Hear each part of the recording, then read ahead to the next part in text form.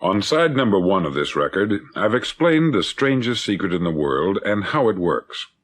Now, on this side, I want to explain how you can prove to yourself the enormous returns possible in your own life by putting this secret to a practical test. I want you to make a test that will last 30 days. Now, it isn't going to be easy. If you'll give it a good try, it will completely change your life for the better. Back in the 17th century, Sir Isaac Newton, the English mathematician and natural philosopher, gave us some natural laws of physics which apply as much to human beings as they do to the movement of bodies in the universe. Now, one of these laws is that for every action, there is an equal and opposite reaction. Simply stated, as it applies to you and me, it means we can achieve nothing without paying the price. The results of your 30-day experiment will be in direct proportion to the effort you put forth. To be a doctor, you must pay the price of long years of difficult study. To be successful in selling, and remember that each of us succeeds to the extent of his ability to sell, selling our families on our ideas, selling education in schools, selling our children on the advantages of living the good and honest life, selling our associates and employees on the importance of being exceptional people, to, of course, the profession of selling itself. But to be successful in selling our way to the good life, we must be willing to pay the price. Now, what is that price? Well, it's many things. First, it's understanding emotionally, as well as intellectually, that we literally become what we think about, that we must control our thoughts if we're to control our lives. It's understanding fully that, as ye sow, so shall ye reap. Secondly, it's cutting away all the fetters from the mind and permitting it to soar as it was divinely designed to do. It's the realization that your limitations are self-imposed, and that the opportunities for you today are enormous beyond belief. It's rising above narrow-minded pettiness and prejudice. Thirdly, to use all your courage to force yourself to think positively on your own problem, to set a definite and clearly defined goal for yourself, to let your marvelous mind think about your goal from all possible angles, to let your imagination speculate freely upon many different possible solutions, to refuse to believe there are any circumstances sufficiently strong to defeat you in the accomplishment of your purpose, to act promptly and decisively when your course is clear, and to keep constantly aware of the fact that you are, at this moment, standing in the middle of your own acre of diamonds, as Russell Conwell used to point out. Fourth, save at least 10% of what you earn. It's also remembering that no matter what your present job, it has enormous possibilities if you're willing to pay the price. Now let's just go over the important points in the price each of us must pay to achieve the wonderful life that can be ours. It is, of course, worth any price. 1. You will become what you think about. 2. Remember the word imagination. Let your mind soar. 3. Courage. Concentrate on your goal every day. 4. Save 10% of what you earn. And action. Ideas are worthless unless we act on them. Now I'll try to outline the 30-day test I want you to make. Now keep in mind that you have nothing to lose by making this test, and everything you could possibly want to gain. There are 2 things that may be said of everyone. Each of us wants something, and each of us is afraid of something. I want you to write on a card what it is you want more than anything else. It may be more money. Perhaps you'd like to double your income or make a specific amount of money. It may be a beautiful home. It may be success at your job. It may be a particular position in life. It could be a more harmonious family. Each of us wants something. Write down on your card specifically what it is that you want. Make sure it's a single goal and clearly defined. You needn't show it to anyone, but carry it with you so that you can look at it several times a day. Think about it in a cheerful, relaxed, positive way each morning when you get up, and immediately you have something to work for, something to get out of bed for, something to live for. Look at it every chance you get during the day and just before going to bed at night. As you look at it, remember that you must become what you think about. And since you're thinking about your goal, you realize that soon it will be yours. In fact, it's yours really the moment you write it down and begin to think about it. Look at the abundance all around you as you go about your daily business. You have as much right to this abundance as any other living creature. It's yours for the asking. Now we come to the difficult part. Difficult because it means the formation of what is probably a brand new habit, and new habits are not easily formed. Once formed, however, it'll follow you for the rest of your life. Stop thinking about what it is you fear. Each time a fearful or negative thought comes into your consciousness, replace it with a mental picture of your positive and worthwhile goal. There will come times when you will feel like giving up. It's easier for a human being to think negatively than positively. That's why only 5% is successful. You must begin now to place yourself in that group. For 30 days, you must take control of your mind. It will think only about what you permit it to think. Each day for this 30-day test, do more than you have to do. In addition to maintaining a cheerful, positive outlook, give of yourself more than you've ever done before. Do this knowing that your returns in life must be in direct proportion to what you give. The moment you decide on a goal to work toward, you're immediately a successful person. You're then in that rare and successful category of people who know where they're going. Out of every 100 people, you belong to the top 5. Don't concern yourself too much with how you're going to achieve your goal. Leave that completely to a power greater than yourself. All you have to do is know where you're going. The answers will come to you of their own accord. Remember these words from the Sermon on the Mount, and remember them well. Keep them constantly before you this month of your test. Ask, and it shall be given you. Seek, and ye shall find. Knock, and it shall be opened unto you. For every one that asketh receiveth, and he that seeketh findeth, and to him that knocketh it shall be opened. It's as marvelous and as simple as that. In fact, it's so simple that in our seemingly complicated world it's difficult for an adult to understand that all he needs is a purpose and faith. For 30 days, do your best. If you're a salesman, go at it as you've never done before, not in hectic fashion, but with the calm, cheerful assurance that time well spent will give you the abundance in return you deserve and want. If you're a homemaker, devote your 30-day test to complete giving of yourself, without thinking about receiving anything in return, and you will be amazed at the difference it makes in your life. No matter what your job, do it as you've never done it before for 30 days, and if you've kept your goal before you every day, you'll wonder and marvel at this new life you've found. Dorothea Brand, outstanding editor and writer, discovered it for herself and tells about it in her fine book, Wake Up and Live. Her entire philosophy is reduced to the words, act as though it were impossible to fail.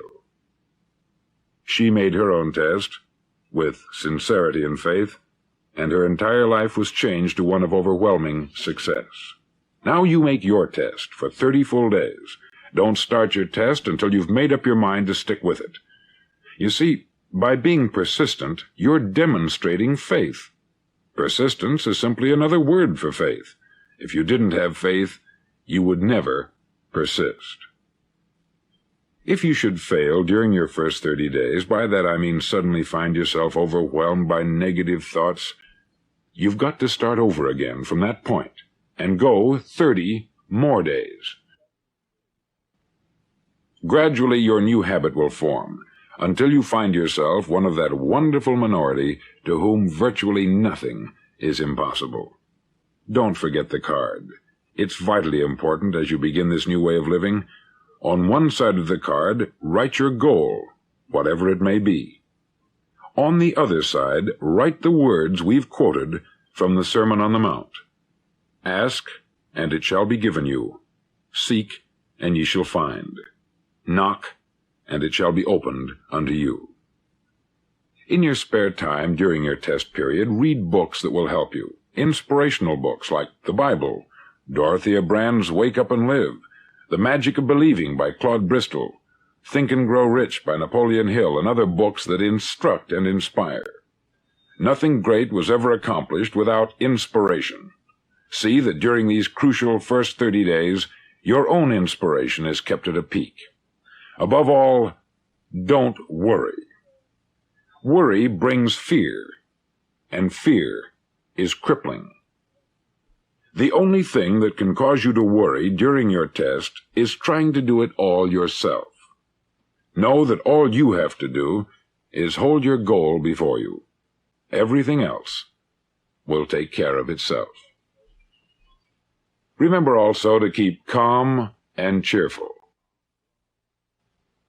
Calm and cheerful. Don't let petty things annoy you and get you off course. Now, since making this test is difficult, some may say, well, why should I bother? Well, look at the alternative. No one wants to be a failure.